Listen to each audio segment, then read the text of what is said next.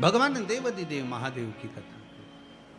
शंभो शरणे पड़ी मांगू घड़ी रे, घड़ी दुख आपो, दया करी।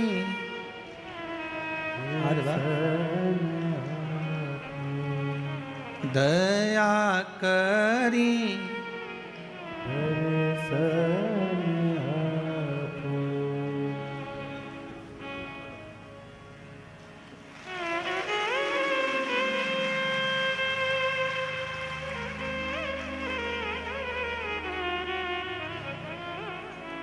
शंभो शरणे पड़े मांगू घड़ी रे, दुख आपो, दया करी ने दर्शन आपो, दया करी ने दर्शन आपो। हर हर महा। भगवान शिव की कथा कर रही है, ओगड़दानी शंभू की कथा कर रही है। देवर्षि नारद के शब्द सुनकर भगवान विष्णु की आंख में जल भर गए। नारद, अपनी गति तो बिगाड़ी बिगाड़ी, मेरी भी गति आपने बिगाड़ दी। और देवर्षि नारद रास्ते में से गए, वहां एक कन्या के स्वयंवर में पहुंच गए। सील निधि राजा की कन्या का स्वयंवर था, वहीं पर भगवान से रूप मांगा, बंदर का मुख लग गया और देवर्षि नारद का अभिमान टूटा। जाकर चंद्रभागा नदी के तट पर देवर्षि नारद ने तप साधना करी। कौन सी नदी पर पहुंचे? चंद्रभागा। पूरे भारत की भूमि पर केवल, पूरे भारत की भूमि पर एक मंदिर भगवान विष्णु का ऐसा है जहां भगवान नारायण के सिर पर शिवलिंग है। भगवान विष्णु के सिर पर शिवलिंग है, वो एक ही भूमि है, वो है पंढरपुर। चंद्रभागा नदी का तट, पंडरीनाथ जी का मंदिर, हरि विठ्ठल के मस्तक पर शिवलिंग विराजमान। जैसे शिवलिंग का पूजन करते हो, जलाधारी वगैरह सब है, ऐसी पंडरीनाथ हरि विठ्ठल के सिर पर शिवलिंग, जलाधारी सब विराजमान। पूरी भारत की भूमि पर एक ही मंदिर। चंद्रभागा के तट पर देवर्षि नारद ने तप करा। शंकर भगवान से विनती करी, भोलेनाथ आइए। तब बाबा विश्वनाथ, भगवान शंभु ने आकर दर्शन दिया, मांगो क्या चाहिए। भगवान नारायण भी सामने आकर खड़े हो गए, प्रभु आपको मेरे मंदिर में प्रवेश करना है। भगवान कहे, इतनी भीड़ कैसे आऊंगा। भगवान नारायण ने अपने मस्तक पर भगवान शंकर को विराजमान कर लिया। कितना प्रेम होगा देवताओं में, भगवान विष्णु, भगवान शंकर, भगवान ब्रह्मा में। पर हमने उनमें भेद कर दिया, ये राम वाला, वो कृष्ण वाला, वो जगदम्बा वाला, वो शिव वाला, हमने भेद कर दिया। पर भगवान में कभी भेद नहीं हुआ।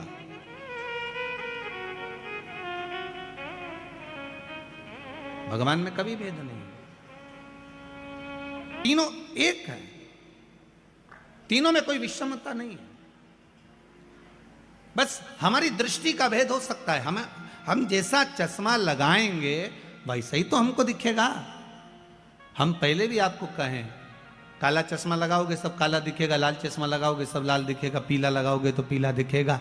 कामी को कामी नजर आता है, अहंकारी को अहंकारी नजर आता है, तृष्णावान को तृष्णावान नजर आता है, साहूकार को साहूकार नजर आता है, बेईमान को बेईमान नजर आता है, ईमानदार को ईमानदार नजर आता है, धर्मात्मा को धर्मात्मा नजर आता है, पुण्यात्मा को पुण्यात्मा नजर आता है, संत को संत, भगवंत को भगवंत नजर आता है, साधु को सब साधु नजर आते हैं। आपकी दृष्टि जैसी होगी, सामने की सृष्टि वैसी ही नजर आएगी। संत तुकाराम जी को रात्रि में नींद नहीं आ रही थी, दरवाजे के बाहर जाकर बैठ गए थे। वहां से 4 चोर चोरी करने जा रहे थे। तुकाराम जी को लगा इतनी रात को ना जाने किसको कौन सा काम अड़ गया, चलो मैं इनकी हेल्प कर देता हूं। संत थे, सब संत नजर आ गए, साधु को सब साधु नजर आ गए। संत तुकाराम जी उनकी हेल्प करने के लिए, उनको सहयोग करने के लिए उनके पीछे जाने लगे। चोरों ने विचार करा तुकाराम आ रहा है, किसी को बता देगा। एक चोर ने कहा चिंता मत करो, अपनी टोली में शामिल कर लो। अपनी टोली में, हाँ। चारों ने कहा सुनो तुकाराम, हमारे साथ चल रहे हो, चलो, मना नहीं है, आधा आधा तुमको भी दे देंगे। तुकाराम जी को लगा कि इनका जो काम होगा आधा मुझे दे देंगे, अच्छा हेल्प कर दूंगा, फ्री तो बैठा हूं रात को, करना क्या है, आधी रात को फ्री तो हूं, चलो। तुकाराम जी जैसे ही गए तो चारों की चारों चोर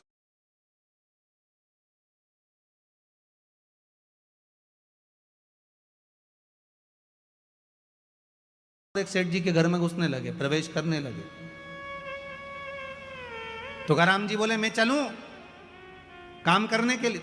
इतने में चोर बोले तुम नए नए हो, तुमको मालूम नहीं है, तुम यहां खड़े रहो, अभी आधे घंटे में हम बाहर आ रहे हैं, तुम्हारा हिस्सा तुमको देंगे। तुकाराम जी को लगा कि काम का हिस्सा है, मुझे देंगे। अब ये चोर तो अंदर गए, 1 घंटा हो गया निकल के नहीं आए, 2 घंटे हो गए नहीं आए। तुकाराम जी को लगा कि ये वही सेठ जी का घर है जहां रोज शिव महापुराण की कथा होती थी, ये वही सेठ जी का घर है जहां रोज रामायण गीता होती, भगवान का भजन होता।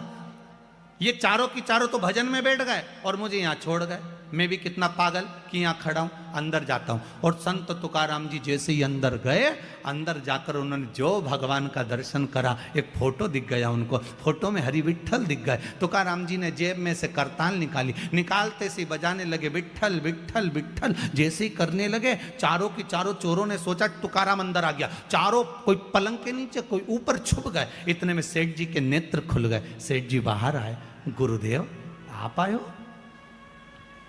जिस गुरु को बुलाने के लिए मेरी जिंदगी लग गई, वो गुरु आज तक मेरे घर पर नहीं आया, आज आधी रात को मेरा गुरु मेरे दरवाजे पर आया। गुरुदेव आप आए हो, मैं अभी पानी लेकर आता हूं। और सेठ जी भागे पानी लेने के लिए, पानी लेने जैसे सेठ जी गए वैसे वापिस लौट कर आ गए, पानी नहीं लाए। और लेने गए थे पानी, वापिस आए और आते से पूछा गुरुदेव आप तो कभी अकेले नहीं जाते थे, आज अकेले कैसे आ गए गुरुदेव? संत तुकाराम जी बोले कौन बोलता है अकेले आए, 2 पलंग के नीचे 2 ऊपर हैं, कहा किसने कि अकेले आए? 2 नीचे 2 ऊपर। चोरों ने सोचा ये तो जूते खिलवाएगा, अब तो निकलो बाहर। चारों बाहर निकल के तुकाराम जी के पास खड़े हो गए। सेठ जी गए जल लेने, पानी पिलाया, अंदर गए श्रीफल लाए 5 माला लाए, 5 स्वर्ण की मुद्रा लाए, 5 को दी, प्रणाम करा। प्रणाम कर कर तुकाराम जी से कहा गुरुदेव ऐसी कृपा और करना, आते रहना। तुकाराम जी बोले वो तो इनकी कृपा है जो हम यहाँ आ गए, नहीं तो हम कैसे आते। इतने में तुकाराम जी वापिस बाहर निकलने लगे। सेठ जी ने चारों चोरों के चरण पकड़ लिए, भैया बड़ी करुणा करी आपने जो हमारे गुरु जी को लेकर आ गए। इतने में चोरों की आंखों से जल बह रहा था। बाहर निकलकर संत तुकाराम के चरण चोरों ने पकड़ लिए और कहा गुरुदेव जब जब पकड़ाते थे जूता खा कर आते थे, आज जिंदगी में पहली बार पकड़ाए, गले में माला पहनकर आए हैं, बड़ी कृपा है आपकी। इतने में तुकाराम जी ने कहा सुनो, संतों के पीछे चलोगे तो माला ही मिलेगी, और कामियों के पीछे चोरों के पीछे चढ़ोगे तो जूते की माला ही मिलेगी। ये संत साधु सन्यासी तपस्वी साधक उपासक भगवंत जितने हैं, इनके पीछे चलने पर, भजन में जाने पर, कीर्तन में जाने पर, नाम स्मरण करने पर, भगवान की भक्ति में डूबने पर जो मिलता है वो दुनिया में किसी को नहीं मिल सकता। वो सुख है, वो सुख है।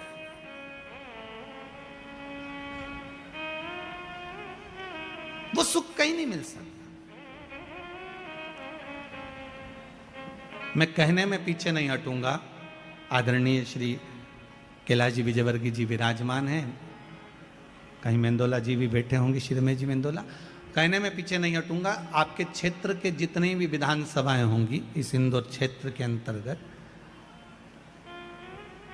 कहीं भोजन भंडारे और कथा भागवत इतनी होती कि नहीं होती, वैसे तो बहुत कम सुनने को मिलती है, पर आपका जो क्षेत्र है, जिस क्षेत्र के अंतर्गत कथा चल रही है, इस क्षेत्र के अंतर्गत जिस व्यक्ति से पूछो वो एक ही बात कहता है कि हमारे क्षेत्र के जो विधायक हैं और आदरणीय कैलाश जी हैं या रमेश, अच्छा एक बात और बड़े प्रेम से बोलते हैं, दादा हैं तो वो जो कथा करवाते हैं, जो कथा के बाद में या अन्य समय पर कथा नहीं भी होती, भोजन भंडारे जो होते हैं बड़े सादगीपूर्ण होते हैं।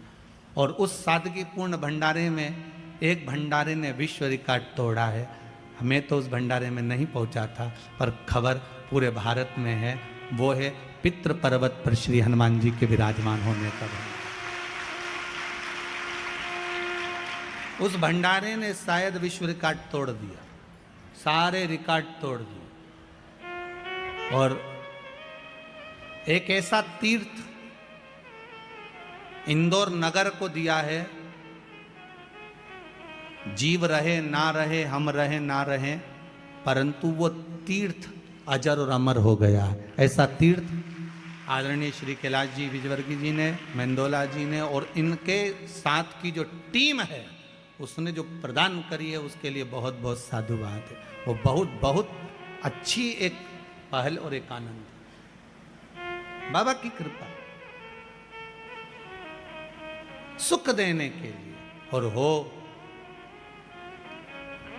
संतों के पीछे चलना। तुकाराम जी की कथा कहती है, यहां भगवान विष्णु का चरित्र कर रहा है, देवऋषि नारद का अभिमान तोड़ दिया गया। भगवान नारद जी का अहंकार था, अभिमान था, वो टूट गया। बानर का जो मुख लगा था वो छूट गया, भक्ति में लीन हो। शिव की भक्ति साधारण नहीं है। जितने जितने हमारे यहां पर जैसे कहते हैं ये ब्राह्मण है, ये माहेश्वरी है, ये अग्रवाल है, ये ताम्रकार है, ये स्वर्णकार है, ये चौरसिया है, ये वर्मा है, जैसे हमारे यहाँ कहते हैं ये सेन है, ये चर्मकार है, ये दर्जी समाज से है। हमारे यहाँ कहते हैं इन सब के जितने भी पुराने पुराने गुरु हुए हैं, उन गुरुओं को उठाकर देखना, जितने भी इनको वंश में रहे हैं वो सब शिव के उपासक रहे, शंकर के उपासक। शिव की आराधना के बिना कुछ मिला ही नहीं है। जितने मिले महाराज, भगवान राम जी के दो पुत्र लव और कुश, भगवान कुश की 34वीं पीढ़ी में, भगवान कुश की 34वीं पीढ़ी में श्री अग्रसेन महाराज का जन्म हुआ था, जिससे अग्रवाल समाज की वंश की उत्पत्ति माना गया। 34वीं पीढ़ी में। और श्री वल्लभ सेन जी जो श्री अग्रसेन जी महाराज के पिता हैं, वल्लभ सेन जी, उनकी जो धर्म पत्नी थी भगवती देवी जी, विदर्भ की थी। विदर्भ से दो माताएं हमारे यहाँ आई थी, एक सूर्यवंश में, एक चंद्रवंश में। सूर्यवंश में वल्लभ सेन जी की जो